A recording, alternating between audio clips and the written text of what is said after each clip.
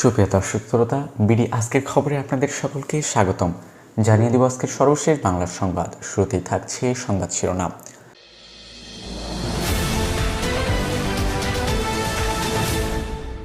আমলারা প্রকৃতিগতভাবে সংস্কার বিরোধী, বললেন আসিফ নজরুল।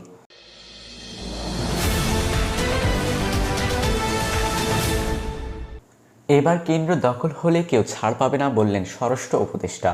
এতক্ষণ শুনছিলেন সংবাদ শিরোনাম, এবারে থাকছে সংবাদ বিস্তারিত।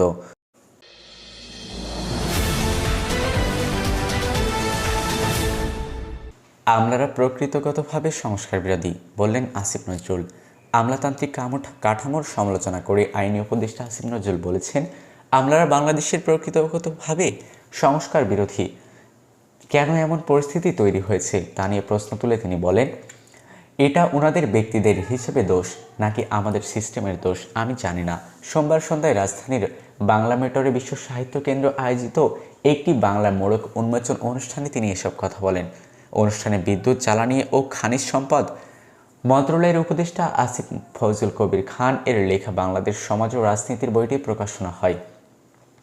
আমলাদের কাজের ধরন নিয়ে হতাশার কথা জানিয়ে আসিফ নজরুল বলেন, তরুণ কর্মকর্তাদের নিয়ে বারবার বোঝানোর চেষ্টা করেন যে তারা করেননি নন। একজন কর্মকর্তা স্বাধীন বিচারবুদ্ধি ও সিদ্ধান্ত নেওয়ার ক্ষমতায় থাকা প্রয়োজন। নিজের কাজের চাপের অভিজ্ঞতার কথা তুলে ধরে তিনি বলেন, উপদেষ্টা হওয়ার আগে রাজনৈতিক সমালোচনার কারণে তিনি জনপ্রিয় ছিলেন। এখন প্রতিদিন দীর্ঘ সময় কাজ করতে হয়। তার ভাষ্য অনুযায়ী রাতভর বৈঠক শেষে আবার ভোরে কাজ শুরু করতে হয়।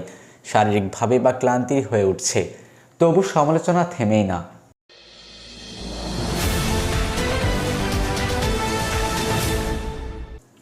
এবার কেন্দ্র দখল হলে কেউ ছাড় পাবে না, বললেন স্বরাষ্ট্র উপদেষ্টা। এবার যদি কোথাও কেন্দ্র দখল হয় কেউ ছাড় পাবে না বলে হুঁশিয়ারি দিয়েছেন অন্তর্বর্তী সরকারের স্বরাষ্ট্র উপদেষ্টা lieutenant general of Mohammad Jahangir Alam Chowdhury. তিনি বলেন, কেন্দ্র দখল যেন না হয় সেজন্য এবার সিসিটিভি ক্যামেরা লাগানো হয়েছে। পুলিশকে 25,700 বর্ডিয়ান ক্যামেরা দিচ্ছি, ড্রোন ব্যবহার করছি। এরপরও যদি কেউ কোনো রকম এদিক সেদিক করতে যায় তাহলে কেউ ছাড় পাবে না। সে ভাই হোক কিংবা বোন হোক, তার ছবি এখানে থেকে যাবে। 3 বা 4 দিন পর হোক, 6 মাসের জন্য জামিন নিয়ে আসুক, জামিনের পর হলেও সে ধরা খাবে।